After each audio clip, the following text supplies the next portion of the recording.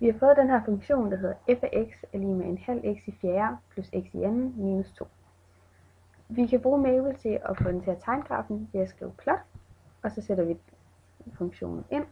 Og så har vi så zoomet ind på grafen, for den er lige lidt mere overskuelig. Vi på x-aksen har vi zoomet ind fra minus 4 til 4, og på y-aksen har vi zoomet ind fra minus 5 til 50. Ja, og så tegner Mabel den så for os. Dimensionsmængden, som er mængden af alle x, der kan sættes ind i en funktion, altså hvilket x man kan sætte ind, for at funktionen den virker, den finder vi ved vi kigger lige først på funktionen heroppe. Så tjekker vi, om vi skal tage kvadratrodet af et negativt tal. Det skal vi ikke, så derfor så kan vi stadig gøre det. Og vi tjekker også lige, om vi skal dividere med 0, hvilket så vil det heller ikke kunne lade sig gøre. Og det skal vi heldigvis ikke, så derfor så kan vi godt finde definitionsmængden. I vores eksempel, der er definitionsmængden alle reelle tal, der vi sætter alle tal ind, og så virker funktionen stadigvæk. Værdimængden, som er mængden af alle mulige funktionsværdier, altså hvilket tal kan vi få ud af det, det er fra minus 2, hvilket er her nu, og så op til uendelig. For vi havde jo bare zoomet ind til, at den kun gik op til 50, men rigtigt, så er den bare uendelig op. Der er to monotoniforhold fra minus uendelig heroppe fra, så får den, ja, den egentlig er uendelig. Og så ned til minus 2 hernede, der er den faldende. Men fra minus 2 og så indtil uendelig, der er den så voksende. Ekstrempunktet, det er maksimum.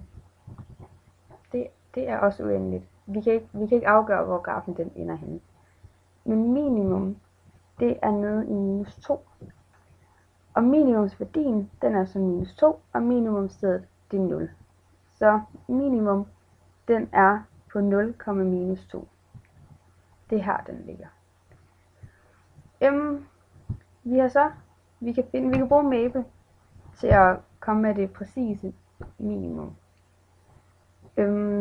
Og det gør vi ved at bruge minimize, og så sætte det her ind, hvor vi vil have det fra, og så skrive location, så får vi både på x og på y-aksen. Og det passer jo så meget godt med det, vi selv har fundet ud af ved at kigge på grafen.